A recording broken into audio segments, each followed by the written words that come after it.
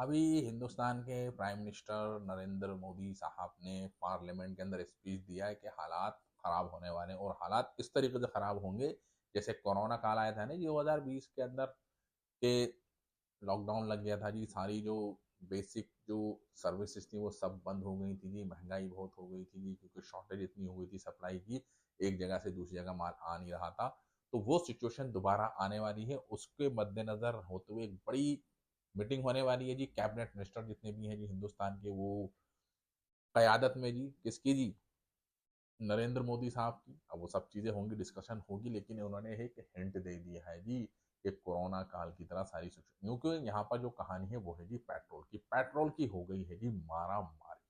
ठीक है, एक तो स्ट्रेट ऑफ हॉर्मुज बंद, और ऊपर से जो रिफाइनरी थी जहां से प्रोडक्शन होती थी जी अमेरिका के अंदर भी हो रही है जी, लेकिन गल्फ कंट्री के अंदर आप देख सकते हैं इतनी ज्यादा प्रोडक्शन थी कि टोटल दुनिया की जो सप्लाई है उस सप्लाई का आप देखेंगे तकरीबन 20% इसी पर्टिकुलर रास्ते से आता था। एक तो रास्ता बंद, ऊपर से प्रोडक्शन बंद क्योंकि ईरान ने उनकी फोड़ दी।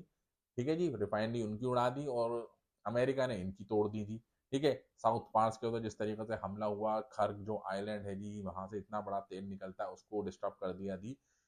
तो कहानी होने वाली है जी खराब। अब मैं वहां से जो तेल भी निकल रहा है जी वो जा रहा है जी चाइना के अंदर जा रहा है जी, वो थोड़ा बहुत है जी वो हिंदुस्तान के अंदर जा रहा है जी, जापान के अंदर जा रहा है जी, साउथ कोरिया के अंदर जा रहा है जी। ठीक है, लेकिन जो ऊपर की जो कंट्रीज हैं जी मिडिल ईस्ट के ऊपर की, यानी कि यूरोप के अंदर तेल नहीं जा रहा क्योंकि रास्ता सिर्फ वाहिद वही है जी जहां से तेल होके घूम के जाता था जी ऊपर। उसको डिस्टर्ब कर दिया है जी इस पर्टिकुलर वॉर, समझे। तो इसका इम्पैक्ट स्लोली स्लोली पड़ना स्टार्ट हो रहा है जी। अब बिटकॉइन का प्राइस नीचे जा रहा है जी क्योंकि मार्केट के अंदर मैनिपुलेशन हुआ, डोनाल्ड ट्रंप ने मैनिपुलेट किया।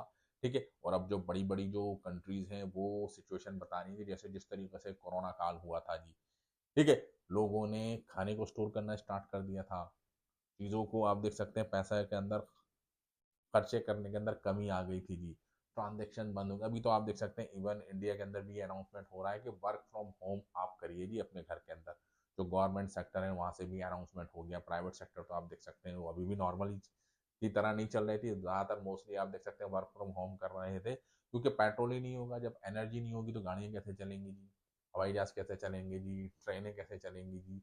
ठीक है, और जो अदर जो ट्रांसपोर्ट है जी बड़े बड़े वो कैसे चलेंगे जी, क्योंकि ट्रांसपोर्टेशन जो सिस्टम है जी पूरी दुनिया का, खासतौर से इंडिया के पॉइंट ऑफ व्यू से अगर हम देखें तो वो डिस्टर्ब होने वाला है क्योंकि पेट्रोल नहीं होगा। ठीक है, एलएनजी आप देख सकते हैं नहीं होगी, एलपीजी की अभी कितनी बड़ी मारामारी हमने देखी थी कि वो उसका एक रूमर्स था। ठीक है, सब चीज़ें नॉर्मल हल्के हल्के हो रही हैं लेकिन एकदम नॉर्मल नहीं हो जाएंगी। क्या आप सोचेंगे हाँ जी आज आपने सिलेंडर बुक करा और कल की डेट में आपके घर आ गया, या आपने ब्लैक के अंदर उसको बाई करना चाहते हो और आपने फ़ोन करा और आपके घर आ गया। अब ये सिचुएशन नहीं है। ठीक है, क्योंकि सप्लाई है वो कम हो गई है, डिमांड आप देख सकते हैं अपनी जगह है, लेकिन उस डिमांड को पूरा करने के लिए सप्लाई है ही नहीं। लिमिटेड आप देख सकते हैं वेसल्स वहां से निकल रहे हैं, तो सिचुएशन तो खराब हो रही है जी। अब उसके जो इम्पैक्ट हैं वो अभी नहीं दिखेंगे जी हमको, लेकिन उसके लिए गवर्नमेंट कर रही है जी तैयारी है कि हाँ जी क्या क्या ऐसे स्टेप्स हैं कि हम सो जाएं, किस तरीके से इस चीज़ को कंट्रोल किए जाए। तो उसके मद्देनजर रखते हुए खासतौर से इंडिया के अंदर भी बात चल रही है जी। ठीक है, जिसका हिंट हमारे जो प्राइम मिनिस्टर साहब हैं जी नरेंद्र मोदी साहब उन्होंने दे दिया है जी पार्लियामेंट के अंदर। ठीक है, अब उसको किस तरीके से इम्प्लीमेंट करेंगे, क्या क्या स्ट्रेटेजीज होंगी निकल के, क्या क्या नए गाइडलाइंस निकल कर सामने आएंगी, पब्लिक उसको किस तरीके से अडॉप्ट करेगी जी, फिर उनको किस तरीके से इम्प्लीमेंट किया जाएगा, सिचुएशन खराब ना हो जी, अफरा तफरी का माहौल ना बन जाए। और अभी आपने देखा न्यूज़ पे और रील्स वायरल हो रही हैं जी, सूरत के अंदर आप देख सकते हैं पेट्रोल को लेकर कितनी मारामारी हो गई जी, लोग लाइनों लगा लिए जी, लंबी लंबी लाइनें लगा ली हैं जी। ठीक है, क्योंकि न्यूज़ पहले आती है।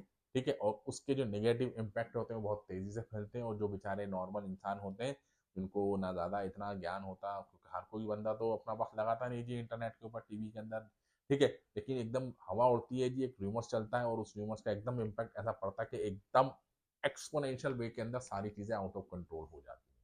ठीक है, उनको फुलफिल करने के लिए कोई प्लानिंग नहीं होती। अब प्लानिंग बनेगी फिर उसको इम्प्लीमेंट किया जाएगा, गाइडलाइंस होंगी, फिर सारी चीज़ें नॉर्मल आएंगी। तो इस कंडीशन के अंदर आप क्या देखेंगे, क्या बिटकॉइन फिर दोबारा अपना ऑल टाइम हाई बना सकता है, क्योंकि लास्ट टाइम ये कोरोना के अंदर हमने देखा था, कोरोना काल के अंदर। ठीक है, बिटकॉइन का प्राइस ऊपर गया था जी क्योंकि इंटरनेट एक्टिविटी बहुत ज़्यादा हो गई थी, क्योंकि हर कोई अपने घर पे रहता था जी। ठीक है, और उस चीज़ के अंदर आपने देखा कि हाँ जी, चीज़ें हो रही थी जी नॉर्मल तरीके से, और बिटकॉइंस को फ़ायदा हुआ था जी कोरोना काल के अंदर। समझ में आ गया?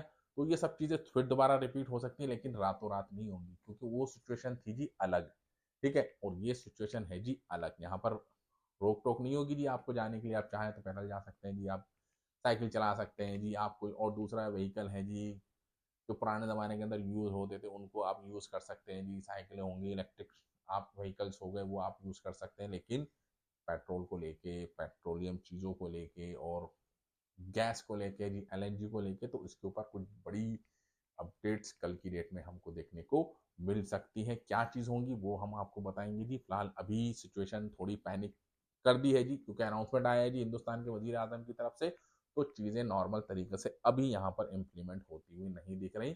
सब चीज़ें नॉर्मल होंगी, लेकिन इस चीज़ के अंदर बिटकॉइंस को क्या फ़ायदा होगा, क्या अपना दोबारा 2021 का 2022 का अपना एक बड़ा एक हाई यहाँ पर हमको देखने को मिलेगा। Let's hope for the best कि ऐसा हो, ठीक है? और क्रिप्टो के अंदर पैसा लगाएगी हम लोगों का, तो हम तो चाहेंगे कि भैया क्रिप्टो ऊपर जाए, क्योंकि बैंकिंग सेक्टर को आप डिस्ट्रॉय कर सकते हैं जी, क्योंकि जिस तरीके से बैंकिंग सेक्टर को टारगेट किया गया था जी दुबई के अंदर ईरान के ज़रिए से, ठीक है?